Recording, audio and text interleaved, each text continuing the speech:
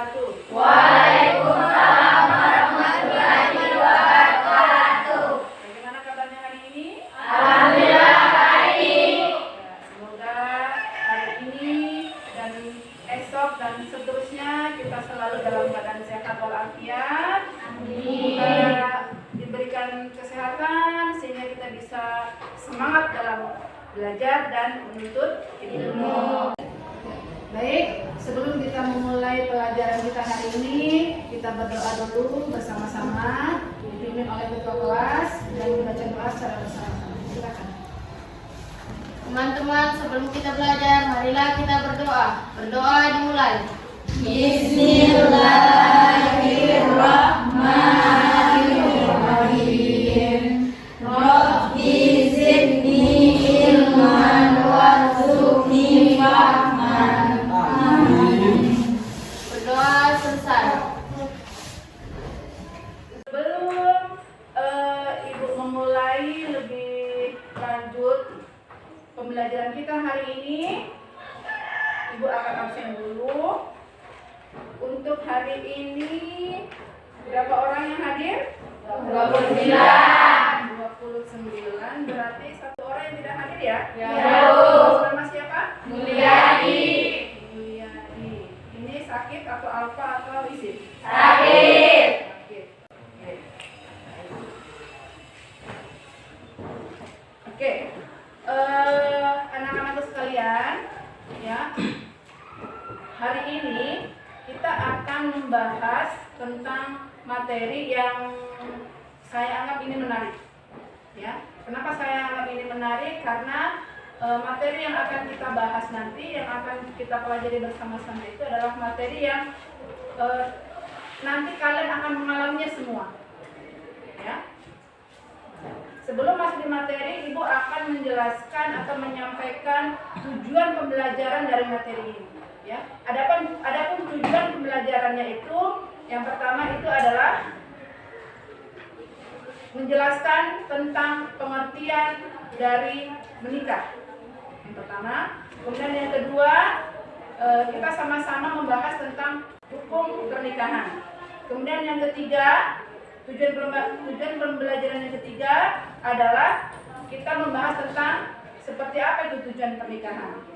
Kemudian yang keempat, tujuan pembelajaran yang keempat, bagaimana itu hukum pernikahan, dan tujuan pembelajaran yang kelima dalam materi kita hari ini itu adalah tentang apa saja ya kewajiban antara suami dan istri. Ya, tuh.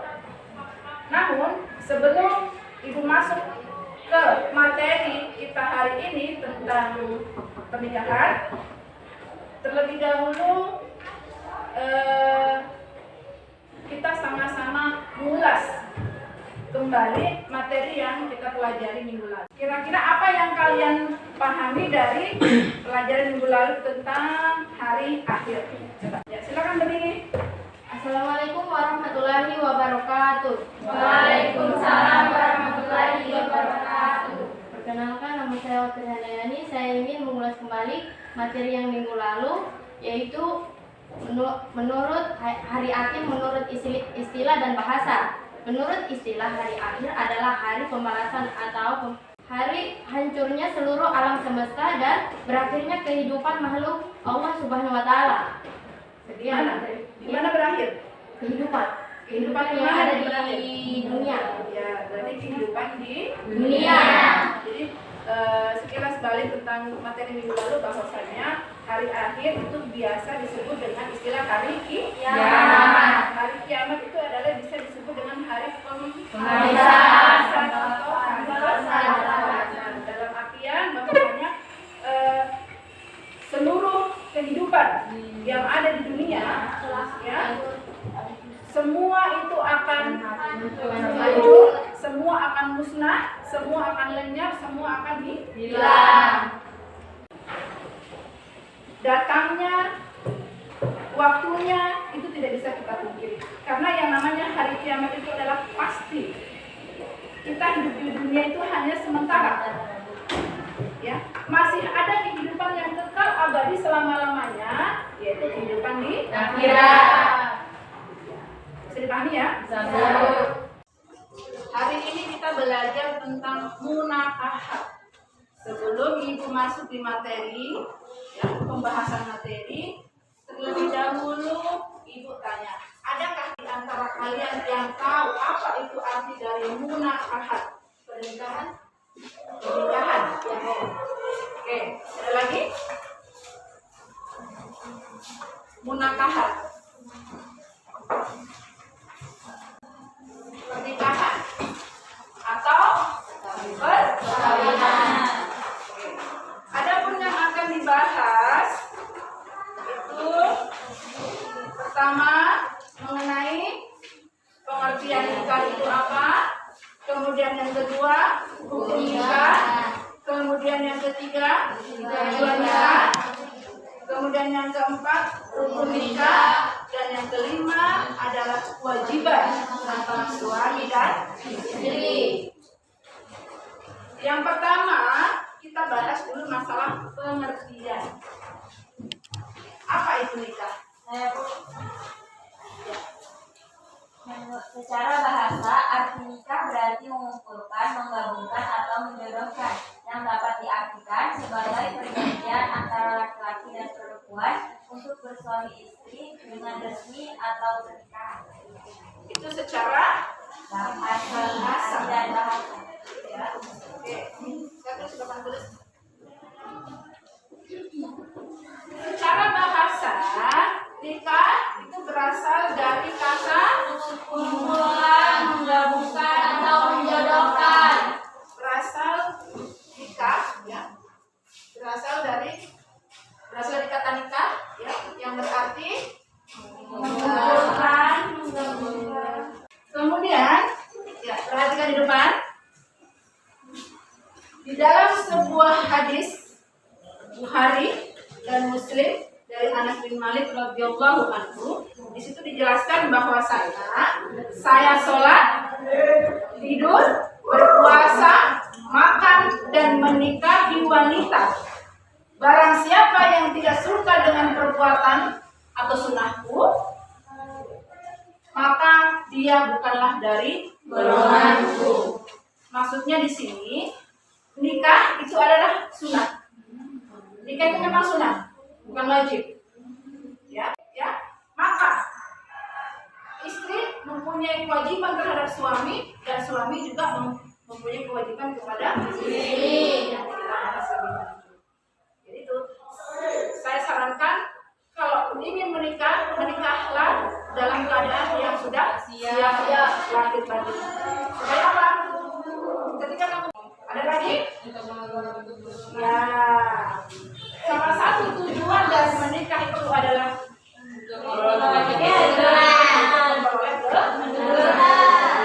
dan yang kita harapkan keturunan dari hasil dari sebuah pernikahan itu adalah keturunan yang soleh dan soleha. Sampai di sini ada yang mau ditanyakan? Ya, silakan. Yang lain lagi, jangan kamu dari tadi kamu terus. Ya, nanti di kelompok dulu, ya di bagian dulu. Assalamualaikum warahmatullahi wabarakatuh. Waalaikumsalam warahmatullahi wabarakatuh. Perkenalkan, nama saya Safrina Maulana dari kelompok 3. Mau bertanya, bagaimana jika ada seorang yang tidak mau menikah sampai ia meninggal? Bagaimana kalau ada orang yang tidak mau menikah sampai dia meninggal? Kayaknya tadi saya sudah jelaskan di awal ya.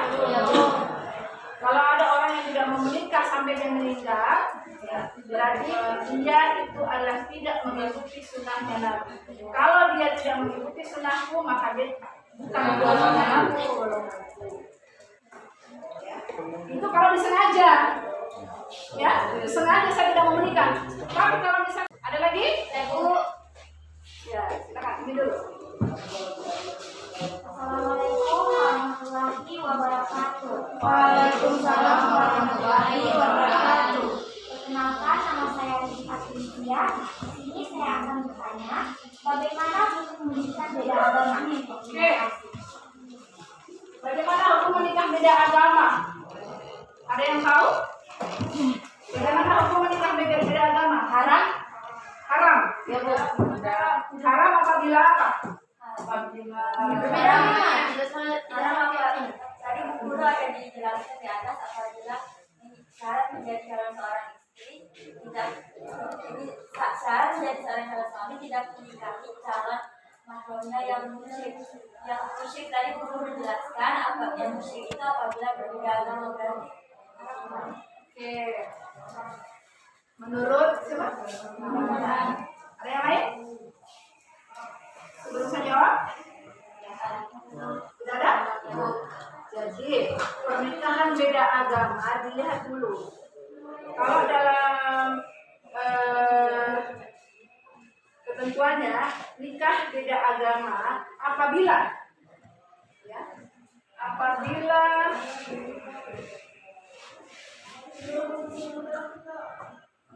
suami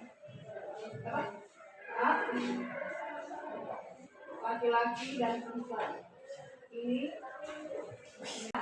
suatu saat nanti perempuan non muslim ini akan mengikuti keyakinan laki-lakinya yaitu muslim karena kedudukan laki-laki itu adalah iman.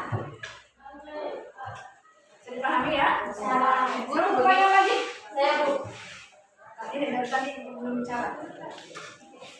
Assalamualaikum warahmatullahi wabarakatuh. Waalaikumsalam warahmatullahi wabarakatuh. Saya Uci Mayani yang bertanya kepada Ibu, bagaimana tindakan kita jika mengalami tindakan KDRT sebagai istri? Ini posisinya kamu sebagai istri misalkan. Kamu dapat tindakan KDRT, apa yang kamu lakukan? Apa yang kamu lakukan? Tidak berbuat KDRT yang perempuan ini, si istri ini berhak minta cerai apabila sudah tidak bisa lagi perbaiki hubungannya, sudah tidak ada rasa saling kasih, saling sayang, sudah tidak ada. Namun apabila masih bisa diperbaiki hubungannya, masih bisa dimediasi, ya, adakan perjanjian suami bisa berubah, tidak KDRT lagi terhadap istrinya, jangan langsung serta-merta minta cerai. Perbuatan cerai memang dihalalkan oleh Allah, tapi sangat dibenci oleh Allah. Kalau masih bisa diperbaiki, ya baiki. Namun kalau sudah tidak bisa, dengan alasan mungkin sudah kelewatan batas, KDRT-nya sudah melukai, menyakiti, lahir batinnya sudah tersakiti, pokoknya sudah babak belur atau bagaimana, ya itu kembali lagi kepada istrinya, ya, bisa kita cerai. Tapi kalau masih bisa diperbaiki, suaminya masih bisa berubah, ya. Jadi sudah tidak ada pertanyaan ya? Ya. Kalau sudah tidak lagi pertanyaan, saya akan bagi kelompok. Jadi ini sudah duduk sesuai dengan kelompoknya masing-masing ya? Ya. Jadi saya bagi tadi menjadi 4 kelompok. Jadi ada semacam di sini ya. Saya akan bagikan sebuah lembar kerja kalian ya, per kelompok. Nanti kalian jawab per kelompok, diskusikan dulu. Setelah didiskusikan, ya, kemudian kalian tulis hasilnya di sini. Ya, temanya itu masing-masing kelompok beda. Ini kelompok 1, kelompok 2, kemudian kelompok 3, kemudian kelompok 4.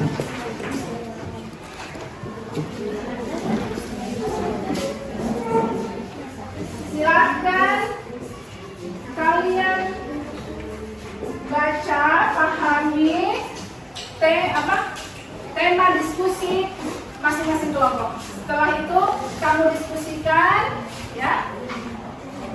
Masing-masing kan sudah tema diskusi, ya kan? Silahkan kalian diskusikan. Menurut pendapat kelompokmu itu apa? Ya. Contoh, misalkan kelompok 2, ya. Tema diskusinya itu adalah poligami boleh dilakukan asalkan adil. Poligami boleh dilakukan asalkan adil.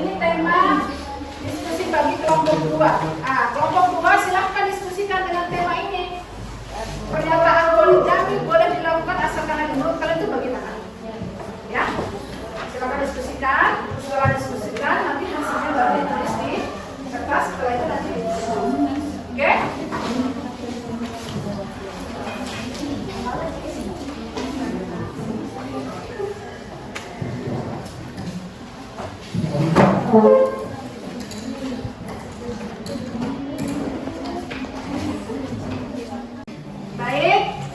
sudah selesai didiskusikan hari ini? Kalau begitu saya ingin satu kelompok saja yang menyampaikan hasil diskusi. Saya tunjuk saja ya kelompok berapa ya? Kelompok atau angkat tangan saja, kelompok mana yang bersedia untuk menyampaikan hasil diskusinya? Saya Bu. Ini. Saya dulu. Kelompok 3, coba. Oke, silakan siapa? Assalamualaikum warahmatullahi wabarakatuh. Waalaikumsalam warahmatullahi wabarakatuh. Saya dari kelompok 3 ingin menerangkan tema diskusi hari ini serta beserta jawabannya. Tema diskusi kami, poligami boleh dilakukan asalkan adil. Menurut saya dari suara perempuan, karena tidak mungkin perempuan yang poligami laki-laki. Menurut saya dan teman-teman kelompok saya tidak setuju.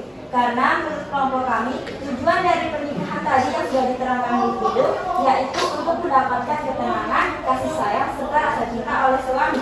Walaupun kita diperlakukan secara adil Bu Guru, suami kita memiliki 2 istri, kasih sayang dan cinta dilakukan secara adil, tapi kita merasa Bu Guru tidak merasa belum puas karena kita tidak ingin cinta yang diberikan dan kasih sayang serta ketenangan oleh suami dibagi. Terima kasih.